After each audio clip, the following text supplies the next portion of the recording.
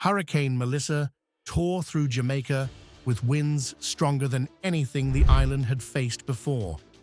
Roofs vanished, rivers overflowed, and families clung to whatever was left standing. But while the country reeled from destruction, a quiet miracle was already in motion. A US $150 million payout waiting to be wired to the Government of Jamaica. No begging, no new loans, no months of paperwork. How could a small island pull off such a bold move? Getting massive cash relief without taking on more debt. Stay to the end, because this story will change how you think about disaster, resilience, and Jamaica's financial genius. From disaster to determination. Every few years, the Caribbean reminds us of who's in charge.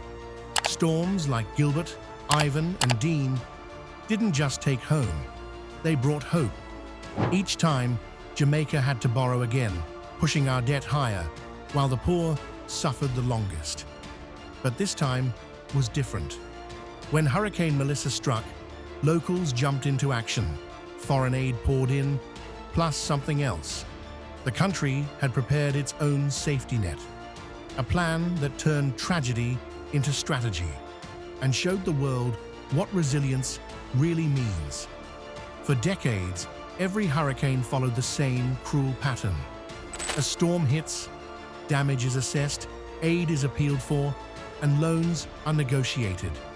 Months would pass before any real help arrived. Families slept in classrooms, businesses closed, roads stayed broken. And when money finally came, it came with interest. By 2012, Jamaica's debt had ballooned to 144% of its GDP. We were paying for past hurricanes instead of preparing for future ones. The nation had a choice: keep reacting or build a smarter way forward. The smartest insurance in the Caribbean. In 2021, Jamaica took a leap no other small island had dared. It created a catastrophe bond. Think of it like a giant insurance policy, not from one company, but from investors all around the world. Here's how it works. Investors put up $150 million of their own money. Jamaica pays them a small interest each year. But if a massive hurricane hits Jamaica, one strong enough to destroy everything, the investors lose that money, and Jamaica keeps it to rebuild. They are betting against our storms. When Jamaica suffers, they pay. It's bold, it's brilliant, and it's completely debt-free. How the trigger works: this isn't ordinary insurance. There's no waiting for assessors to measure every broken house. The bond uses what experts call a parametric trigger, a system based purely on science, not paperwork. When a storm reaches a specific set of coordinates around Jamaica and attains a certain intensity, based on its central pressure and wind speed, the payout is automatic. No arguments, no delays. For Jamaica, the trigger is based on a special design called the Cat in a Grid, which consists of 19 boxes mapped over the island and its surrounding waters. If a hurricane crosses any of those boxes with the force of a monster, the bond instantly releases funds. That's exactly what happened with Hurricane Melissa, a Category 5 storm. Its pressure dropped to 892 millibars, far below the threshold. That number alone guaranteed a 100% payout. While citizens counted losses, the Ministry of Finance already knew. The money was waiting to be wired. Pride and power owning our protection. Here's where pride enters the story.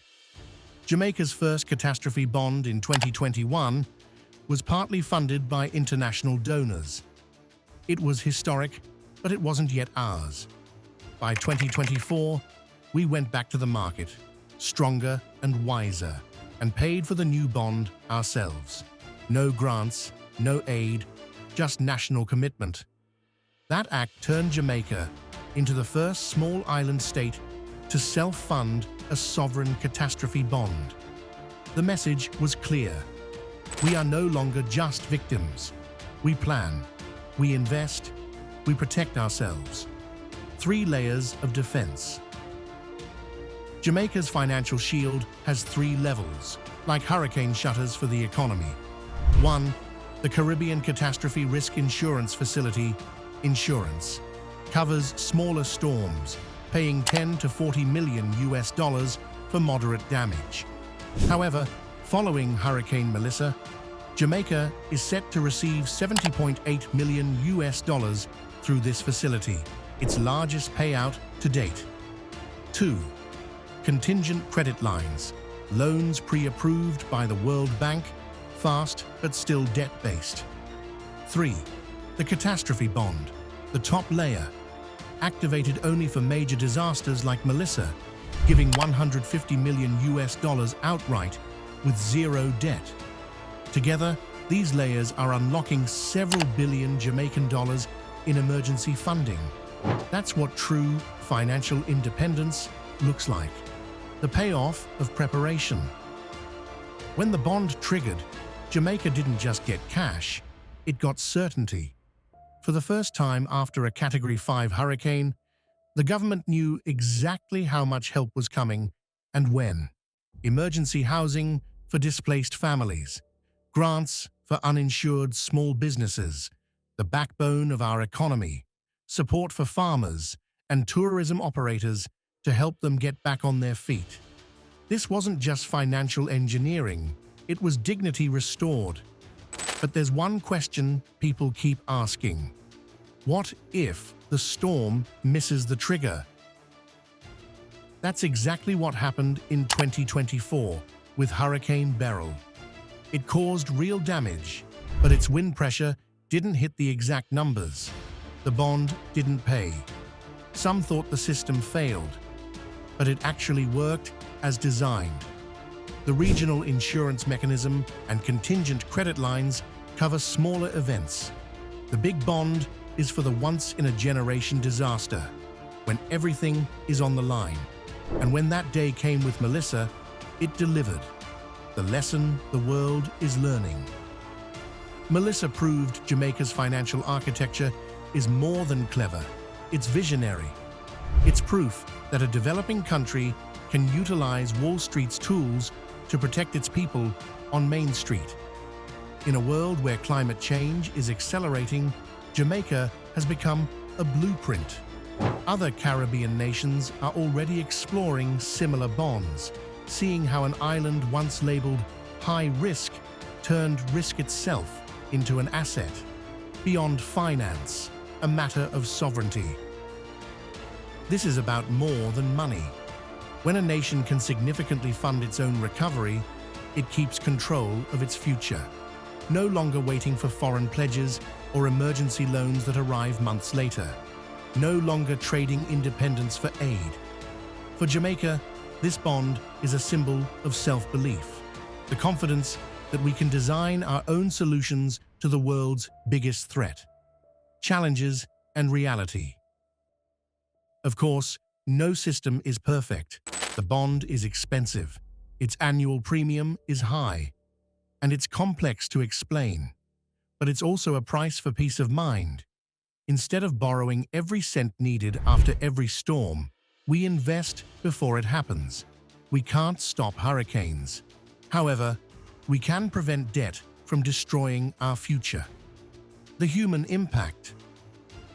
In communities from St. James to St. Elizabeth, the money from this bond means bridges can be repaired, schools rebuilt, and small businesses reopened. It means faster help for farmers, fisherfolk, and families who lose everything overnight. And it means that for once, Jamaica doesn't have to ask the world for almost everything to stand again. That's the real victory. Economic freedom when it matters most. Bonus facts. Fact 1. Jamaica's catastrophe bond in 2021 was the first of its kind for any small island nation. Fact 2. The current bond was sold to 15 global investors across the US, Europe, and Bermuda. Fact 3. The trigger data comes from the US National Hurricane Center, not the government or politicians. Fact 4. Fitch Ratings calls Jamaica's strategy a credit positive for the entire economy. The world saw a storm. Jamaica saw an opportunity to prove what preparation looks like. Resilience isn't luck, it's planning. And this time, we planned for victory.